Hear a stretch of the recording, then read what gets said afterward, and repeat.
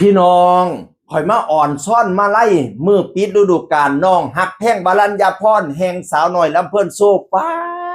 ดเด็กดึงครึ่งเทิงแดงเทิงม่วงเต็มฝาเฮียนนี่ล่ะพี่น้องเอ่ยข้าเจ้ามูลค่าเบ็ดเสร็จได้700,000พะนาบาทโตโพดโพบักโมบักแต่งพี่น้องเอ่ยเป็นฤดูกาลที่2ของเราฤดูกาลแรกนี่เราอยู่สาวน้อยเพชรบัดแพงฤดูกาลที่2มาอยู่วง2สาวน้อยลำเพิ่นโซมาไล่700,000พี่น้องเอ่ยแล้วกลับมาโพดยาวเหยียดขอบคุณพี่น้องป้องป่ายขอบคุณผู้บริหารที่ให้โอกาสขอบคุณแม่พ่อFC สุผู้สุคนที่ยังฮักแพงอยู่เคียงข้างหนูมาตลอดโอบกอดเอาหนูตลอดขอบคุณอาจารย์ทั้งหลายที่ประสิทธิ์ประสาทอันวิชาอาคมให้ขอบคุณแม่พญาพ่อพญาเนาะอันแล้วไปขอบคุณแม่ติ๋มกุสุมันตอนแม่ติ๋มสิไปนั่นแหละเราทั้ง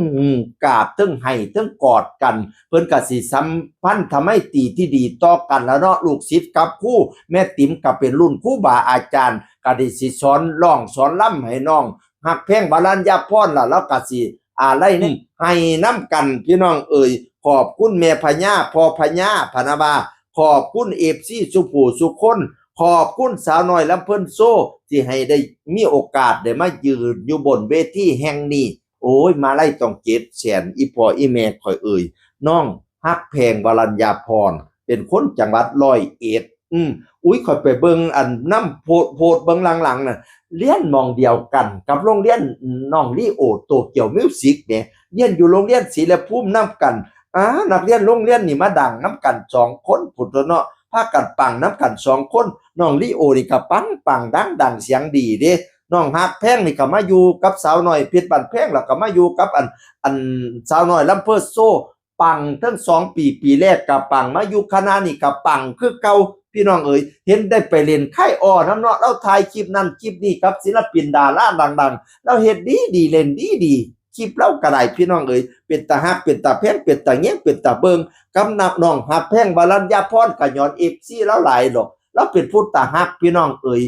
ได้ต้อง700,000เขาเจ้านับแล้วรวมเบ็ดเสร็จแล้วมาไล่เล่าพี่น้องเอ๋ยก็ขอให้ปังให้ดังๆไปหน้าเด้ออีหล่าเอ้ยขึ้นเทิงเวทีกับคนหักคนหอมคนฟังคนส้มนิยมส้มสอบขึ้นเทิงเวทีคำเว้าคำจาสติปัญญาให้ไหลให้เรียนเว้าหยังก็อย่าของอย่าค่าแสดงอีหยังก็ให้เป็นตาฮักเป็นตาแพงเป็นตาแยงเป็นตาเบิงเงินคำแก้วไหลมากคือน้ำแกงไปแสดงทั้งใดเท FC แตกจนล้นอังสนามคิดฮอดเงินให้ไหลมากองคิดฮอดทองให้ไหลมาเข้าเต็มกระเป๋าอึ้งตึงปั่นพอใหญ่อึ้งจัก2-300พอได้ซื้อก้อยมาคุยกินนะเด้อ ให้ปังให้ดังไปหน้าคำคูณเสียงอึ้งคนเก่าเว้าสู่ฟังสวัสดีครับ